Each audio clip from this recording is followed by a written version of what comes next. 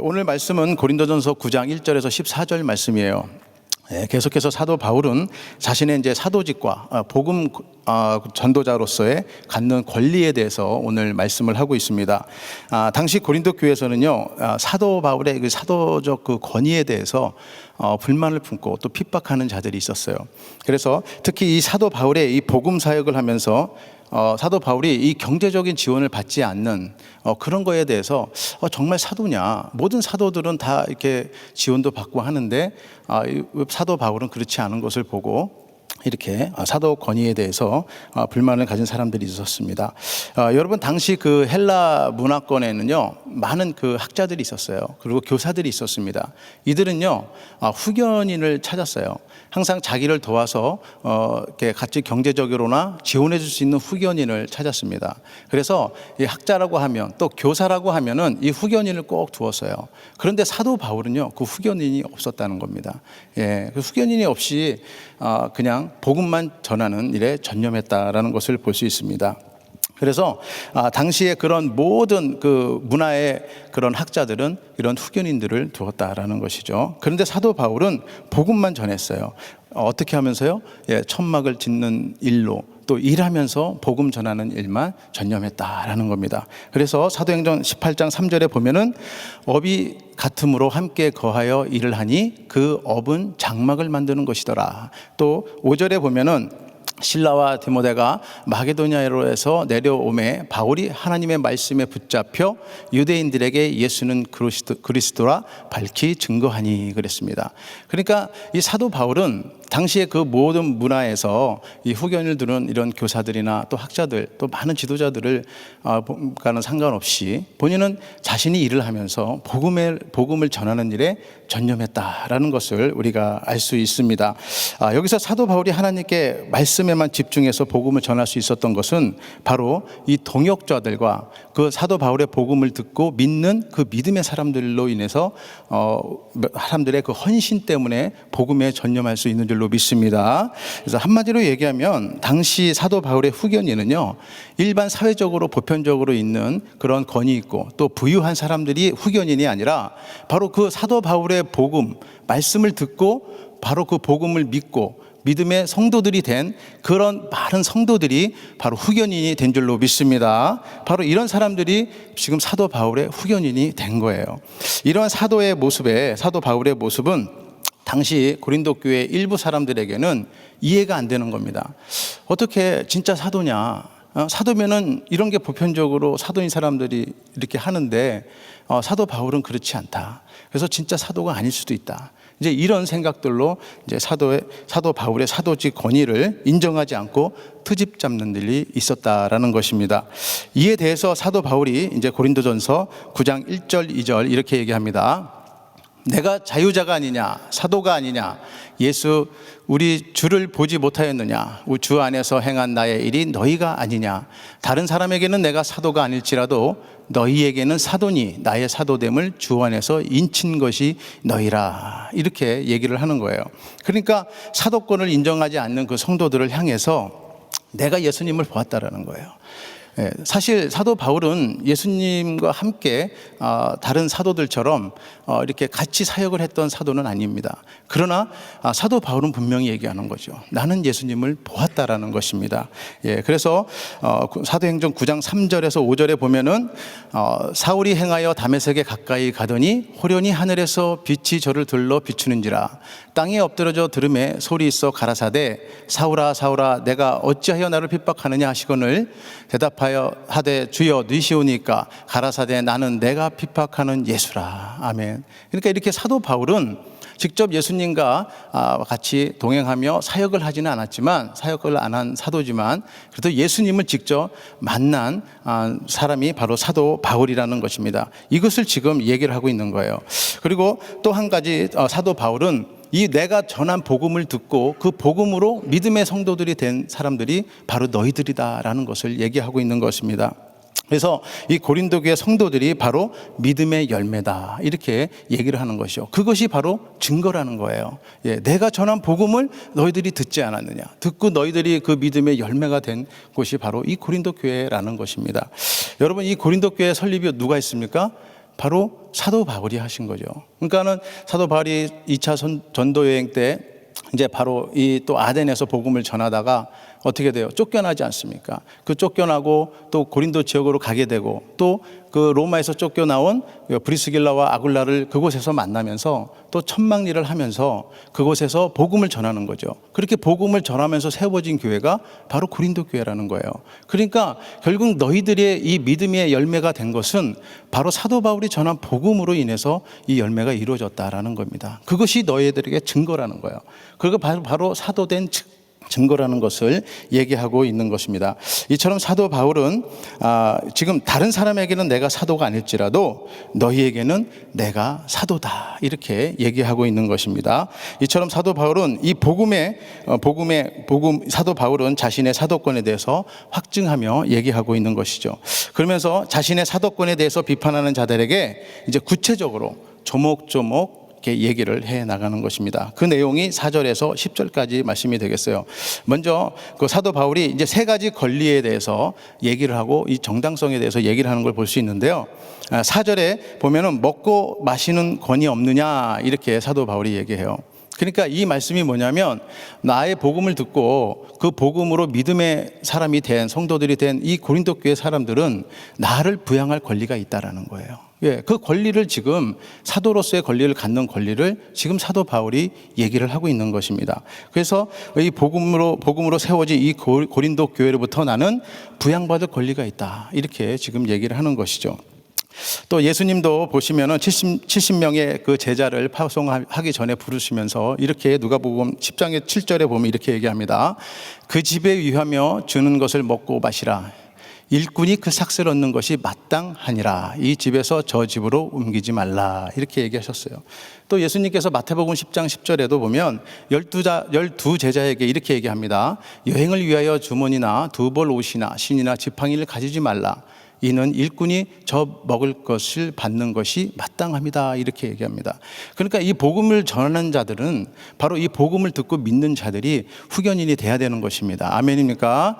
예, 그래서 모든 것이 다 후견인으로서 믿는 복음에 믿는 자들이 후견인이 돼야 된다는 거예요. 그러니까 복음을 전하는 자들은 이 복음을 듣고 믿는 자들에게 모든 것을 지원받을 그 권리가 있다라는 것입니다. 예, 그 반면에 그 복음을 듣고 믿는 자들은 책임이 있다라는 것이죠. 예, 그것을 지금 사도 바울이 얘기를 하고 있는 겁니다. 또 5절에요. 또 하나의 권리를 얘기하는데 아내를 데리고 다닐 권한이 없겠느냐 그럽니다. 그러니까 이 말씀은 본인은 사도지만 본인은 결혼을 안 하고 혼자 있지만 자기뿐만 아니라 만일 가족이 있다면 이 가족까지도 다 부양해야 되는 책임이 있다라는 것을 얘기하고 있는 거예요. 본인뿐만 아니라 그 가족들에게도 책임이 있다라는 것을 얘기하는 것이죠. 또 6절에 보면은 일하지 아니할 권리가 없겠느냐 이렇게 얘기해요. 이 말씀은 정말 이 복음에 전념하면서도 열심히 일했다라는 거예요. 예, 사도라면은 그냥 후원을 받고 일 안 하고 그냥 일 안 해도 얼마든지 복음만 전할 수 있지 않습니까? 그럼에도 이 사도 바울은 이 바나바와 같이 열심히 일을 하며 복음을 전하는데 전념했다라는 것을 얘기하고 있는 것입니다. 이러한 권한들을 얘기하고 있는 거예요. 그러니까 뭡니까? 믿음이 없는 이런 세상적인 사람들도 당연히 정말 이 사도로서 받을 권리들을 들으면은 당연히 받는 권리 아니겠습니까? 예, 누가 봐도 그 권리는 있다라는 것이죠. 그러나 사도 바울은 그 권한을 받지 않았다라는 것을 지금 얘기하고 있는 것입니다. 그러니까 다른 모든 학자들이나 교사들이나 이런 사람들이 그 당시의 그 문화적이나 사회 구조는 어떻게 돼 있어요? 다 후견인을 얻는 거예요. 그리고 자기의 권리들을 다 찾는 겁니다. 그러나 사도 바울은 그러지 않았다는 거예요. 당연히 누가 보더라도 그 권리는 있지만 사도 바울은 그 권리를 주장하지 않고 포기하고 열심히 복음을 전하는 데 전념했다라는 것을 지금 강조하고 있는 것이죠. 뿐만 아니라 사도 바울은 율법에도 보면은 복음 전도자들이 갖는 권리가 있다라는 것을 지금 말씀하고 있습니다. 예, 9장 9절에서 10절입니다. 모세 율법의 곡식을 밟았더는 소에게 망을 씌우지 말라 기록하였으니 하나님께서 어찌 소들을 위하여 염려하심이냐 전혀 우리를 위하여 말씀하심이 아니냐 과연 우리를 위하여 기록된 것이니 밭 가는 자는 소망을 가지고 갈며 곡식 떠는 자는 함께 얻을 소망을 가지고 떠는 것이니라. 아멘. 네. 여러분 무슨 말입니까? 여러분 당시 팔레스타인 지역에는요, 이제 곡식을 타작할 때 이제 소를 이용해서 이제 곡식을 타작을 하는 그런 경우가 있습니다. 그럴 때 팔레스타인 지역에서는 소 입에다가 망을 씌웠어요. 왜 그러냐면 이게 타작하고 나면 이제 곡식이 나오잖아요. 그 곡식 나오는 거를 못 먹게 하기 위해서. 예. 근데 하나님은 뭐예요? 그 소 입에 망을 씌우지 말라는 겁니다. 예, 왜 망을 씌우지 말라면 그렇게 소도 열심히 일하는데 좀 먹으면 어떠냐라는 거예요. 그 대가가 보장을 해줘야 되는 거 아니냐라는 거죠. 예, 지금 그 말씀을 하는 것입니다. 하다못해 소도 자기 일을 하면은 그 대가의 보상을 받는데, 하물며 하나님의 일꾼으로 복음을 전하는 자들이 보상을 받는 것은 당연하다라는 것을 얘기하는 겁니다. 예, 그러니까 이 복음을 전하는 자들의 모든 후견인은 그 복음을 듣고 믿는 자들이 다 후견인이 돼야 된다. 후원자가 돼야 되는 줄로 믿습니다. 이게 하나님의 뜻이라는 거예요. 그러니까 너희들이 생각하는 것처럼 이 사도의 자격이 없어서 내가 이런 권리를 포기하고 지원을 안 받는 것이 아니라, 바로 내가 이 사도로서 혹시라도 그 복음을 전하는 데 있어서 장애물이 될까 내가 염려해서 그것을 포기한다, 이렇게 사도 바울은 얘기합니다. 예, 고린도전서 9장 12절, 다른 이들도 너희에게 이 권을 가졌거든 하물며 우리일까 보냐. 그러나 우리가 이 권을 쓰지 아니하고 범사에 참는 것은 그리스도의 복음에 아무 장애가 없게 하려 함이로다. 예, 당연히 우리가 가져야 될 권리지만 사도 바울은 그 권리가 이 복음을 전하는 일에 장애물이 될까, 혹시라도 장애물이 될까 해서 내가 그 권리를 포기하지 않았다라고 얘기하는 겁니다. 그러니까 그런 것들을 잘 모르는 일반 성도들은 왜 분명히 사도로서 사도는 예수님과 같이 사역을 했던 사람들이 사도고, 또 분명히 사도로서 갖는 권리들을 다른 사람들은 다 받는데 안 받는 걸 보면은 뭔가 이 사람은 사도가 아닌 거다. 예, 이런 생각들을 했던 거죠. 예, 그러니까 그게 아니라는 것을 지금 사도 바울이 명확하게 얘기를 하고 있는 것입니다. 그러니까 사도 바울은 결국 뭡니까? 사도로서의 갖는 권리는 얼마든지 가질 수 있었어요. 얼마든지 그것을 자기가 요구할 수도 있고 가질 수 있었다라는 것입니다. 그러나 사도 바울은 당시의 그 문화 또 사회적인 풍조에 따라서 그런 후견인을 두고 싶지 않았다라는 겁니다. 혹시라도 그런 오해로 본인이 복음을 전하는 데 있어서 방해될까 봐 그것을 사도 바울은 염려했던 겁니다. 그래서 사도 바울은 그 모든 것을 다 포기하고 오로지 자기가 일하며 그 복음을 전하는 일에만 전념한 줄로 믿습니다. 그래서 진정한 후견인은 바로 그 복음을 듣고 믿는 성도들이 진정한 후견인이다. 예, 그 후견인들이 바로 사도 바울의 도움이 되어서, 동역자가 되어서 모든 또 앞으로의 모든 사역들을, 사도 바울의 사역을 보면은 어떻게 돼요? 성공적으로 이루어지는 것을 볼 수 있어요. 그러니까 우리가요, 예수 그리스도를 믿고 그 복음을 듣고 이렇게 믿음의 자녀로 또 이렇게 거듭났을 때는 바로 하나님의 그 복음을 전하는 자들의 동역자로 또 후원자가 되어야 되는 줄로 믿습니다. 그러니까 하나님의 축복이 어디로 통해요? 그런 성도들에게 통한다는 거예요. 그래서 하나님의 축복의 통로가 되어서 후원하고 그를 돕고 같이 동역하는 우리 귀한 성도님들 되시기를 예수 이름으로 축원합니다. 오늘 저에게 주신 한 구절 말씀은 고린도전서 9장 14절입니다. 우리 다 같이 한번 읽어보겠습니다. 시작. 이와 같이 주께서도 복음 전하는 자들이 복음으로 말미암아 살리라 명하셨느니라. 아멘. 여러분, 우리가 신앙생활하면서 복음적인 삶을 산다는 것은 단순히 교회에 출석하고 또 예배만 드리는 게 전부가 아니라는 겁니다. 복음으로 사는 것은 그 복음이 그 나의 삶의 중심이 돼야 된다는 거예요. 그리고 그 복음은 나의 삶에서 중심이 되어서 나의 행동과 생각과 그리고 내가 결정하는 모든 것에 영향을 줘야 된다는 겁니다. 예, 그것이 바로 복음적인 삶을 사는 것을 말합니다.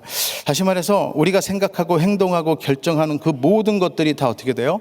그 복음의 가치관 안에서 영향을 받아야 된다는 거예요. 그래서 그 복음적인 삶을 사는 것은 그 영향을 받으며 사는 삶인 줄로 믿습니다.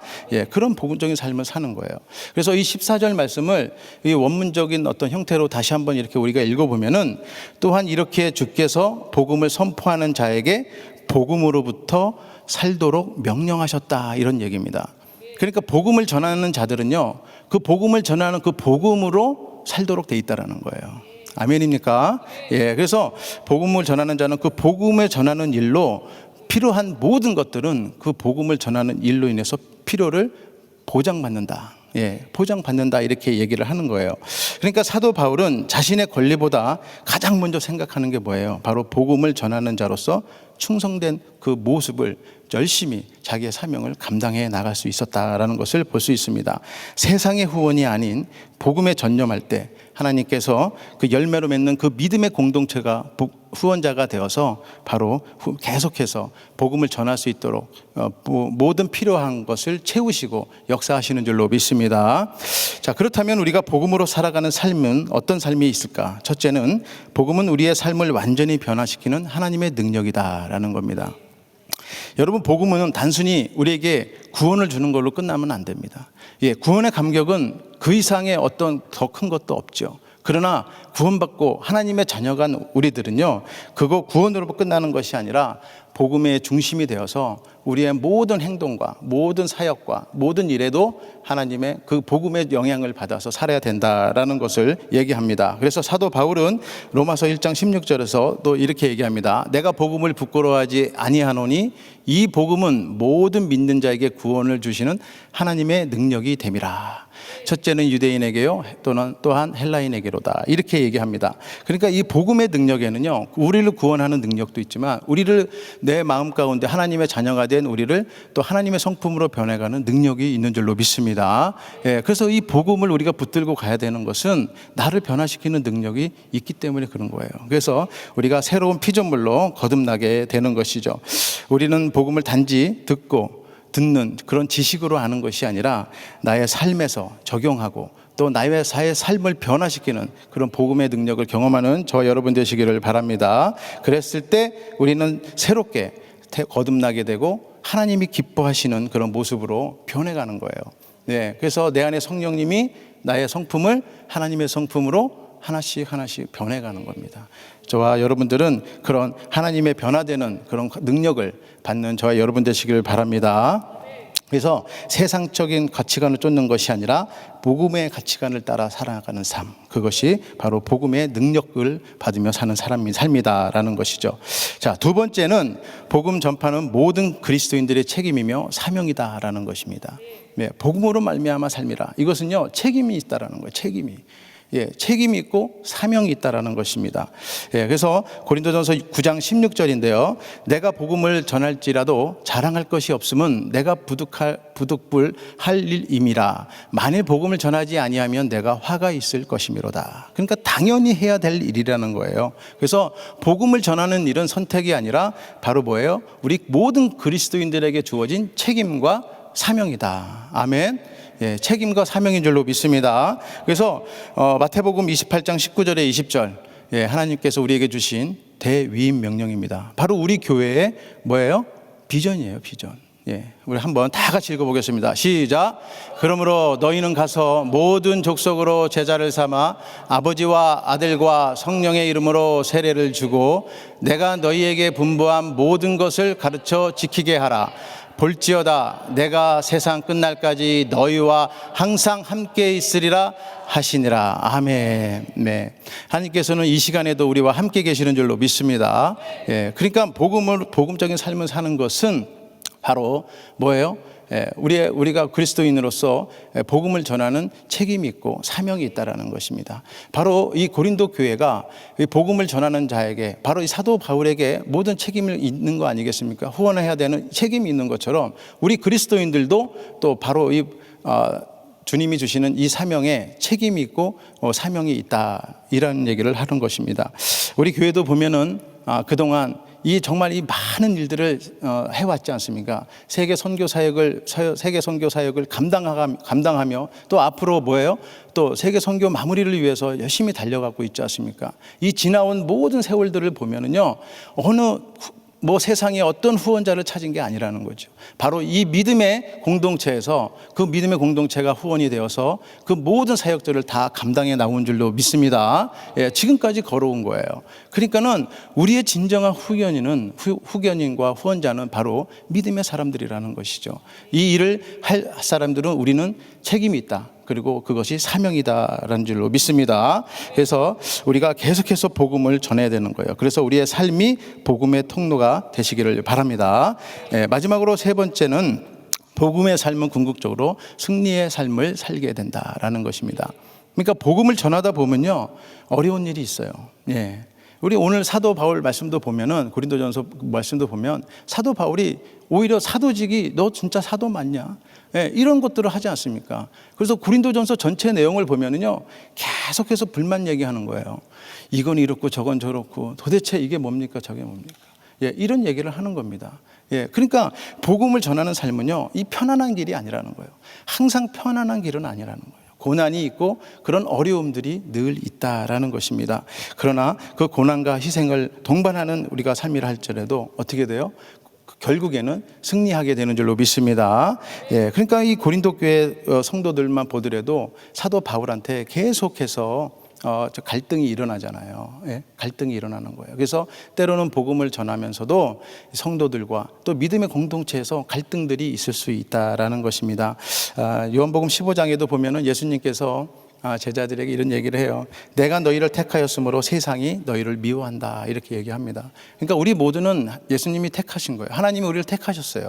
그래서 그 택하심으로 우리가 그 자체로 이 세상이 우리를 미워할 수 있다는 겁니다. 그래서 복음을 전하는 일은 어때요? 쉽지 않은 일인 거예요. 평안한 일만 있는 게 아니라는 거예요. 그래서 그런 어떠한 어려움이나 고난도 당연히 있다라는 것을 여러분 아시기 바랍니다. 그러나 그 길은 결코 헛된 길이 아닌 줄로 믿습니다. 그래서 이 길은 고난의 길일 수 있지만 그 길 끝에는 뭐예요? 하나님의 승리가 기다리고 있다. 그래서 우리는 어떠한 상황이라든지 하늘의 상급을 바라보며 가야 되는 겁니다. 그래서 끝까지 그 상급을 바라보고 소망 가운데 정말 세계 선교 마무리, 우리의 모든 또 주님께서 주신 그 대위임 명령, 지상 명령을 이뤄나가는 우리 교회가 되기를 예수 이름으로 축원합니다. 그렇습니다. 우리는 이 사도 바울의 삶을 통해서 우리의 삶을 완전히 변화시키는 하나님의 능력이 있다는 것을 알았습니다. 또 우리가 복음을 전하는 자로서 또 복음을 듣고 또 전하는 자로 되면서 우리에게는 책임과 사명이 있는 줄을 알았습니다. 그리고 그 복음을 전할 때는 모든 것이 다 평안한 것이 아니고 또 고난 가운데 있을 수도 있어요.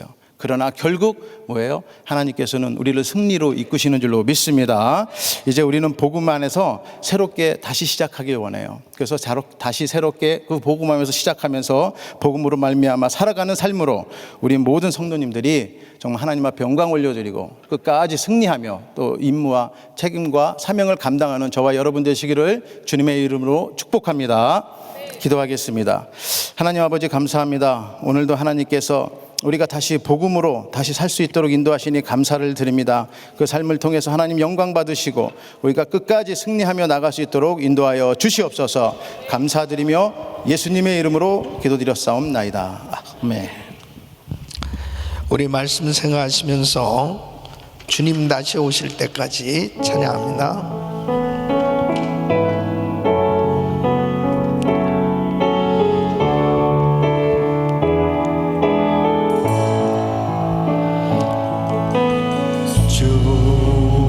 다시 오실 때까지 나는 이 길을 가리라.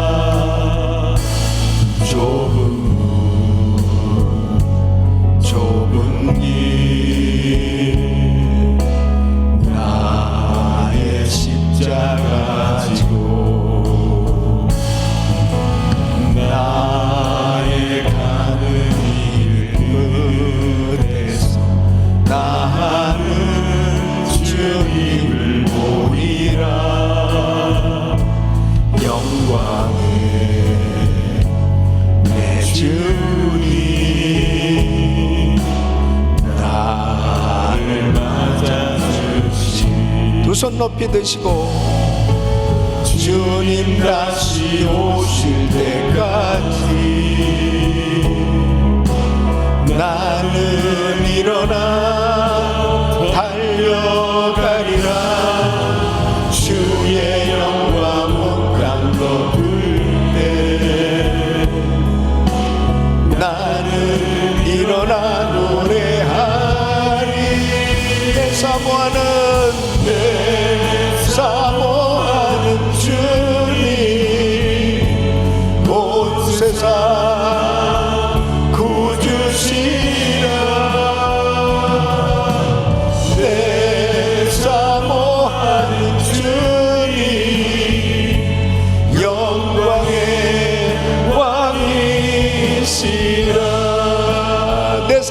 주님 내 사모하는 주님 온 세상 구주시라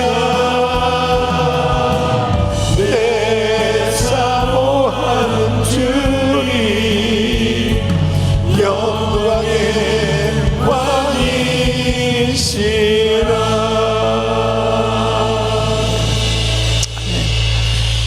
오늘 이 말씀 참 너무나 중요한 말씀입니다. 주를 섬기면서 신앙생활 할 때에 하늘나라의 상급을 바라보지 못하면은 절대로 하나님이 기뻐하시는 그 말씀대로의 희생 불가능합니다. 사도 바울이 얼마든지 사도직의 권리를 주장할 수 있음에도 불구하고 자발적으로 그 권리를 포기한 이유가 뭐냐? 자발적으로 희생한 그 이유가 뭐냐? 복음 전하는 데 있어서 아무 장애를 받지 않기 위해서다. 덕을 세우기 위해서라는 거죠.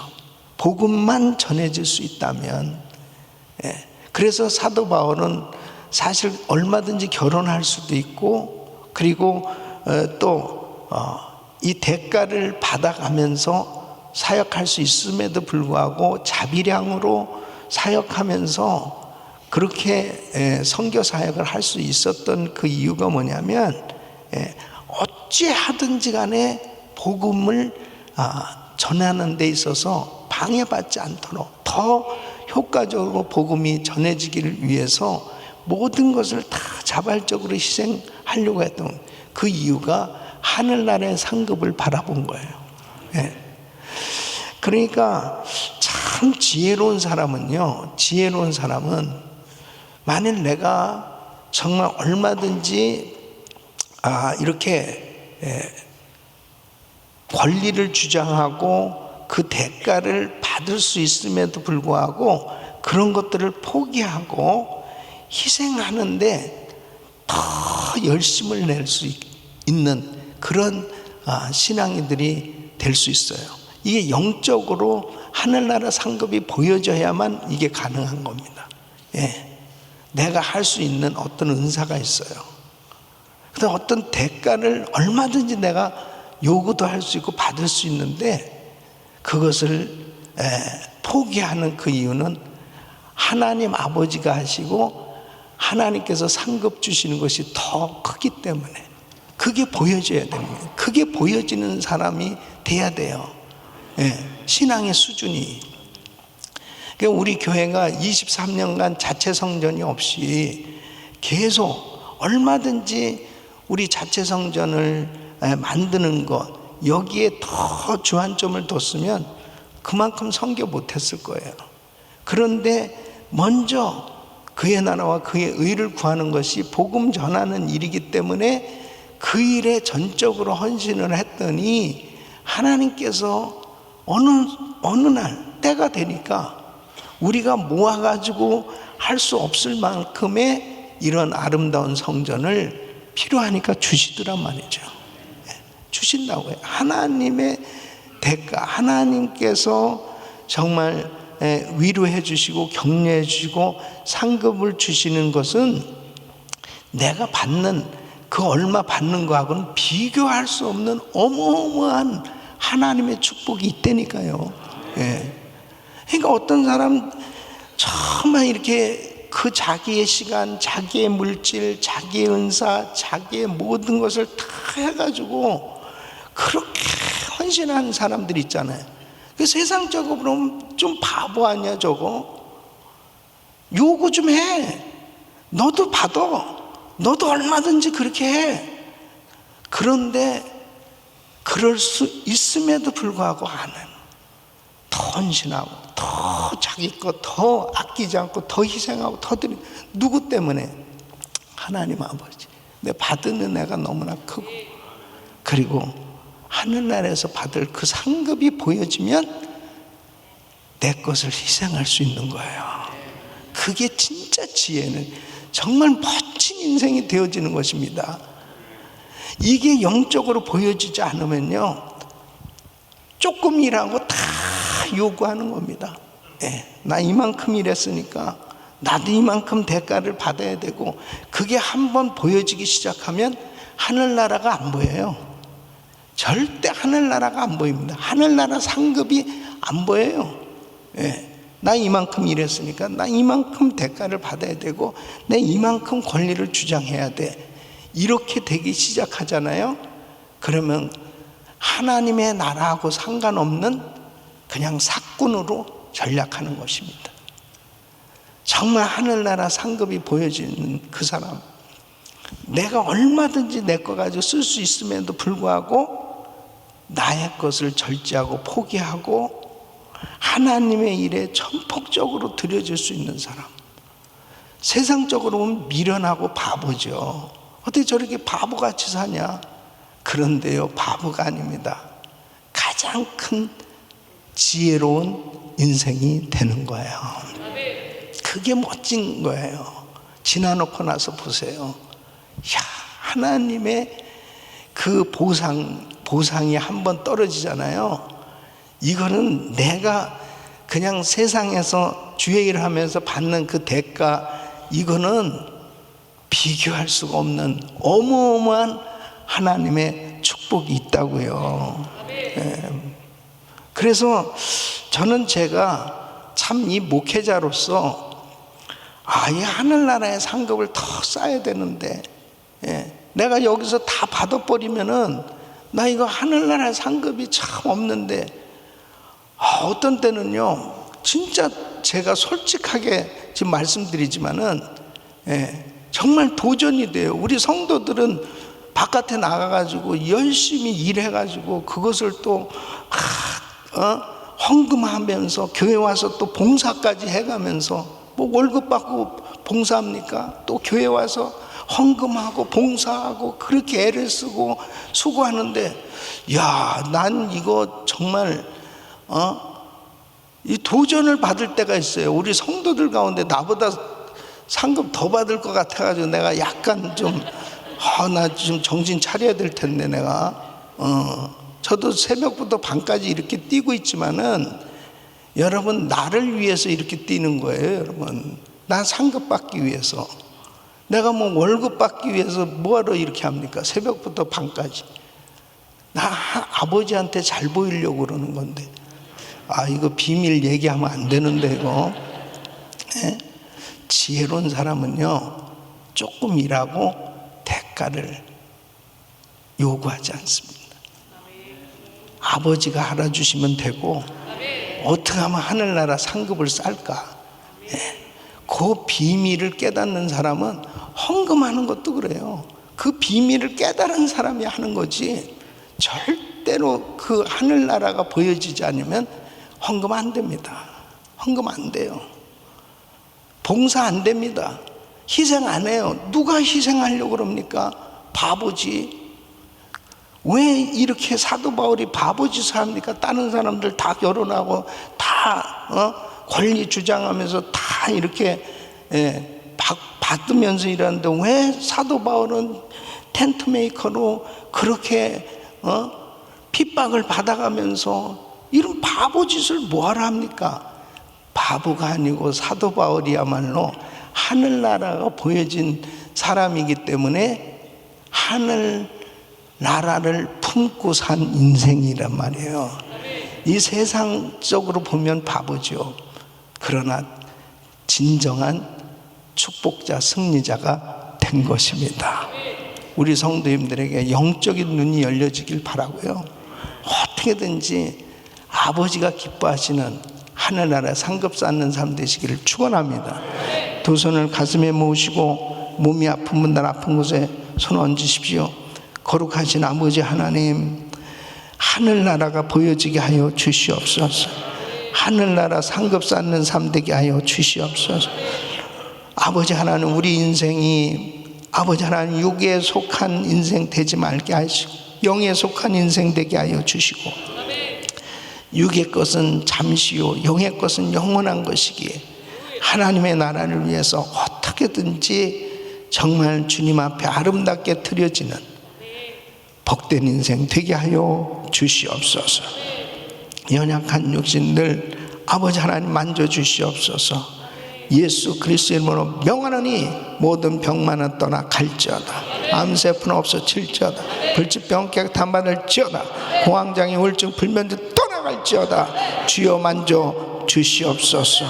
아버지 하나님, 오늘 저녁 할렐루야 나잇에 우리 자녀들 주님께서 은혜 베풀어 주시옵소서. 우리 자녀들이 믿음으로 살게 하여 주시옵시고, 아버지 하나님, 저들을 하나님의 말씀으로 구별된 삶이 될 수 있도록 악한 것들 만지지 못하도록 우리 아버지 하나님 성령 충만한 자녀들 되게 하여 주시옵소서. 우리 교육부에 큰 은혜와 부흥이 있게 하여 주시옵소서.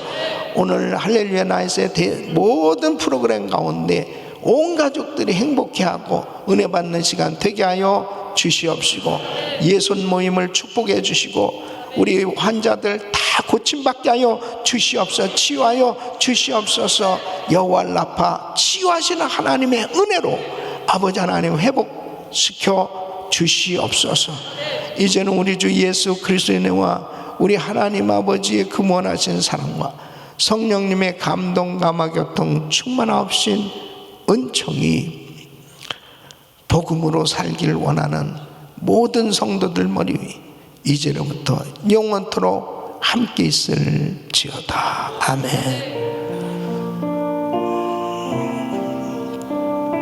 아버지